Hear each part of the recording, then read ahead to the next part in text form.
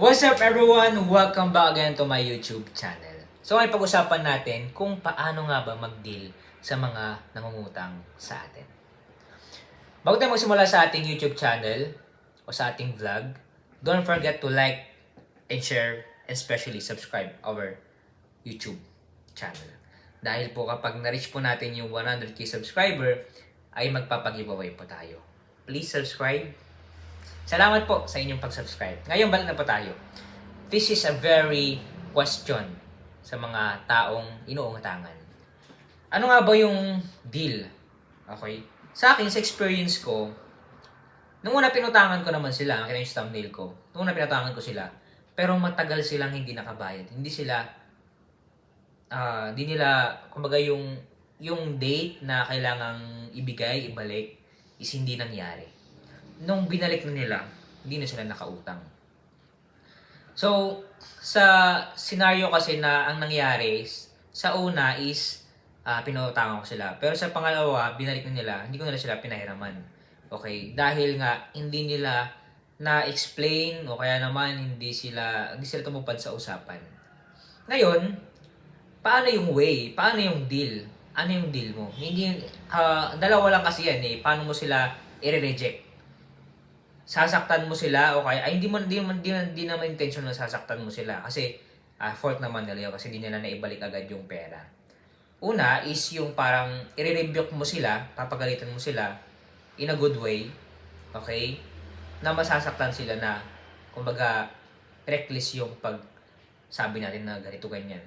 Tapos alis sila. O kaya naman sabihin mo yung parang dahilan. I-rebuke mo sila. Tapos, sasabihin mo yung dahilan, i-encourage mo pa rin sila na kailangan kasi sa business, maglulugo yung business. Kahit pa paano, hindi sila masasaktan. Hindi sila ma-offend. Hindi kagaya ng parang, wag na, kahit ganyan, nasa alis na sila. Pipili ko sa dalawa. Okay? Pero para sa akin, nung dinil ko sila, dito ko sa side to. Sinabi ko sa kanila, may mga investor po kasi ako, dapat yung date na pinangako nyo, ibabalik nyo, dapat mangyari po yun. Kasi may goal po yun every month. At the same time, may mga investor akong binabayaran na interest din. Kasi parang nangyayari, sungka-sungka yan eh. May nag-invest sa akin, may interest. May papautang ako, may interest. Kaya pag yung pinautangan ko, hindi binalik yung pera, ako yung masisira. Ako yung madadali. Hindi ko maibibigay yung interest. Nagigets nyo ba ako? So, ang pinapoint ko lang naman is wag na tayong magpautang. Dahil nasisira lang yung relationship. Yes, hindi natin sila kilala, everything. Kahit na hindi sila magbayad, magkaroon ka ng sama ng loob, everything. Pero, in a play safe, as a businessman, mas magandang bigyan na lang natin sila if nangangailangan. Kasi yung parang sinasabi nila, kailangan kasi nito, yung nanay ko, may sakit, may cancer, everything, kailangan ng ganito, ganyan. Kaya ikaw naman, maawa ka. Pwede kang mag-investigate, investigahan mo kung totoo, live and dead talaga. Pero, if you have money naman na magbigay ka na lang, so be it, magbigay ka na lang, huwag mo na ipautang. Dalawa lang kasi yan eh, di ba? Magpapautang ka para kumita. Magbibigay ka, okay? O kaya magpapautang ka para makatulong. Yung iba, dalawa. Magpapautang ka para makatulong daw.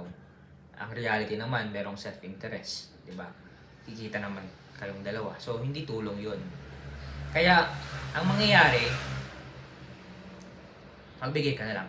Ako, stand ko, magbibigay na lang ako. Kapag may mga nangungutang, everything.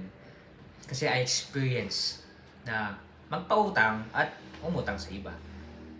Kaya ako, nag-decide ako na I need to be a giver.